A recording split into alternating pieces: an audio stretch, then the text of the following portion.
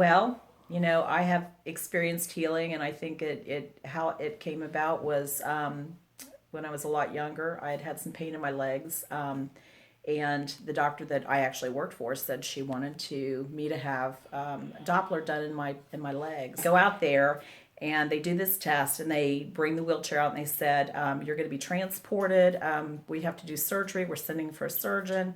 You have several blood clots in both legs." And I was just dumbfounded.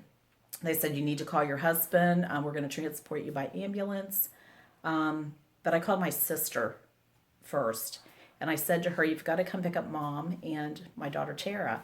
And at the time, my sister had leukemia.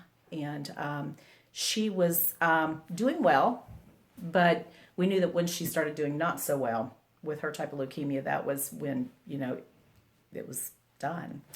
And because it was terminal. And the first thing she said to me was, "We're going to put you on the prayer chain. I'm calling all my friends." My sister was going to a healing church at the time, and she had drugged Roger and I there a couple of times, and I thought, this is kind of crazy because I wasn't used to that.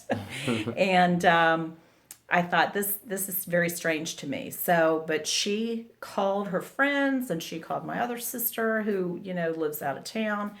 And I'm waiting there for Roger, and the doctor comes in and he examines me, and they do another Doppler.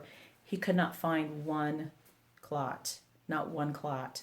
And I have to tell you, the first thing that came out of my mouth was, who the heck made that mistake that I had to call my husband and send my sister to come to the hospital? I went back to work the next day, and I told the doctor that I worked for. I said, "What happened? Because how can they see all these clots, then not see all these clots?" And she said, "I don't have an explanation for you." She said, I don't know what happened. She said, "They were there. They were there. And then they were gone." And my sister said, "Praise the Lord, you were healed." And I didn't understand that, because why would I be healed and why would she not? Somebody who was so obedient, and so it was a little bittersweet for me to even accept that healing.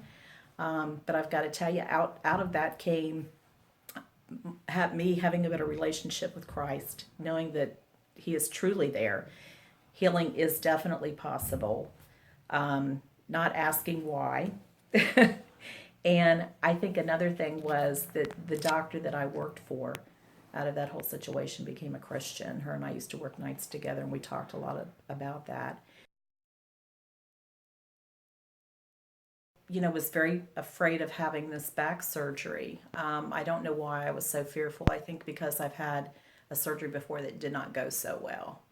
And but everyone else seemed to tell me it was going to be okay. I didn't believe it. I really didn't believe it. My husband and my sister Sandy, who has been praying for me the whole time, and she actually sent me a whole case full of scriptures. She's still sending them, but she said, "I want you to make sure you read that all. Every day. There's certain scriptures I want you to read."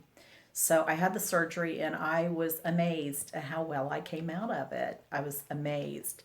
But I'd been told by the doctors that I was still going to have neuropathy in my feet. I'd had nerve damage, and it had been there for a while. So every once in a while, I would feel like my feet were in water. I'd feel like they were walking in water, slushing around, or I would get severe pain in my feet.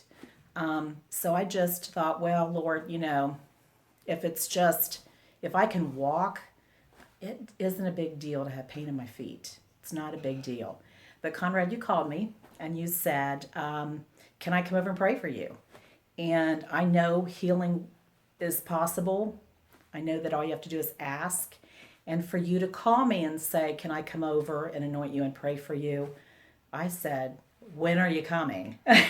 Because when are you coming? And honestly, when you did that, I thought, well, this is for my back.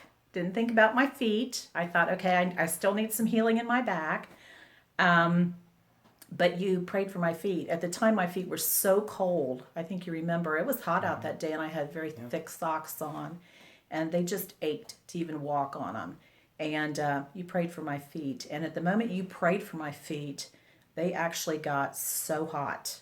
I mean, like on fire hot. The next day, my feet were fine. I mean, I have not had any That's pain awesome. at all in my feet. I haven't had any weird feelings in my feet, and I knew that you had healed me. A lot of people don't believe healing is possible. And people say, "Well, we don't see what, when Jesus healed people." But it's because we don't tell people, or we don't ask because we don't believe it's true. And I'm here to tell you that it is true. It absolutely is true. All you have to do is believe it, go up and ask for it, and pray about it, and pray for others, because you will also be blessed by praying for others also. So all you need to do is ask. Sometimes you may not get that healing that you want. I remember being so disappointed when my sister was not healed, and I don't know why she wasn't healed. But someday I will know why she wasn't healed. Right. Sometimes that's the ultimate healing. But Right. you can receive it if you just ask for it.